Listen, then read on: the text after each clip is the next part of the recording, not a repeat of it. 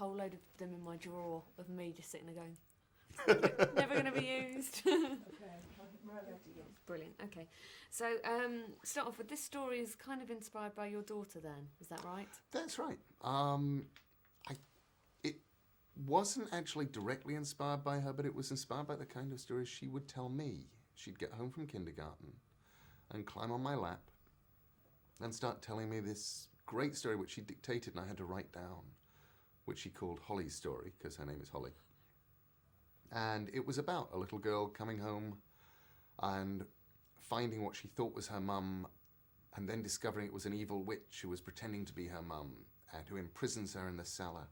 And she has to break out and go and find her mum with these witches coming after her. And it was terrifying. And I thought, I have a daughter who likes solid, gothic horror stories. She was a little sort of Wednesday Addams creature. I thought, I'll go and find her things like this to read her. And I went to the bookshop, and there wasn't anything like that. So I sat down and started writing one. Now, see, I was a little bit scared by the whole gothic scary thing, but kids seem to be a lot more blasé about things like that. I think what's happening is, I don't even think it's blasé. I think that adults and kids see two different films. Kids are seeing an adventure film. They're seeing somebody a lot like them going up against something big and bad, just like the villain in a Bond film or whatever. And yes, there are scary moments. And yes, there are moments where you're going to want to hold your mum's hand or whatever. But it's an adventure. Adults are watching a completely different film, because adults are watching a film about a child in danger. And that's deeply troubling. And adults are watching a film about a family coming apart, and that's deeply troubling. And I think the horror aspects are much more there for adults than they are for kids. Yeah, I think that's right. And apparently you lived in a spooky old house as well. I did. I live now in a spooky old house and have tended to gravitate towards, whether on purpose or accidentally, spooky old houses. And I've stolen bits of all of the houses I've lived in for Coraline's.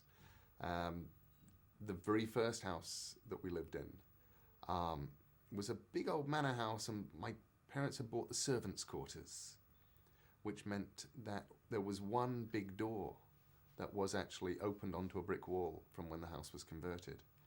And I used to sneak up on it, and I would open this door, and it would always be a brick wall. But I was convinced if I could just open that door the right way, it wouldn't be, and I would get to walk down it. So that was where the bricked up door in Coraline came from. But you haven't fallen into any parallel kind of worlds as yet. Or have I? No, I haven't. Or have I? No. What did you think when you were watching it on the big screen? I loved it. And I think the thing about Coraline that I kept marveling at was, on the one hand, I was just there in the story and loving it. And on the other hand, everything that I was looking at was done by hand.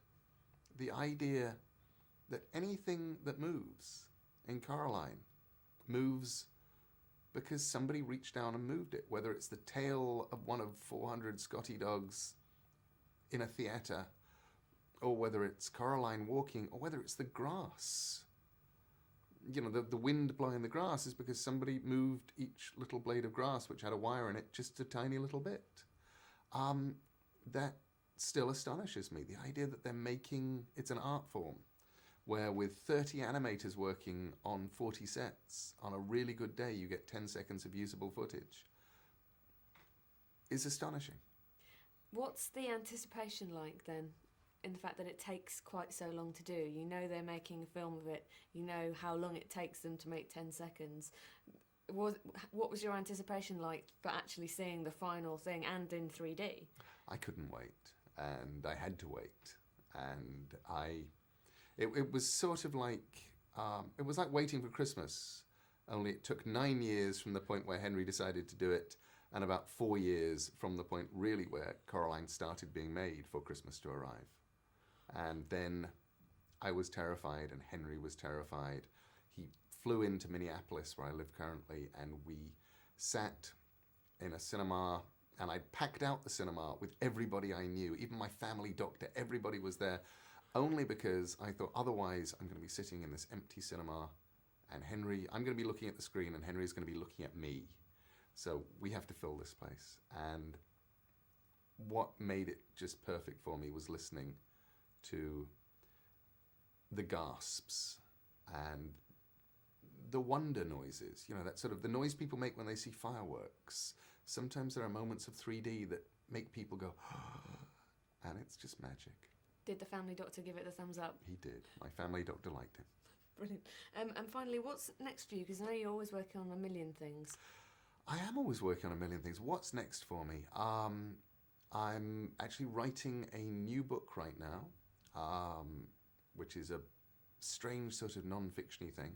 And of course, my last book, The Graveyard Book, just came out and it won all sorts of important awards, and it's being filmed.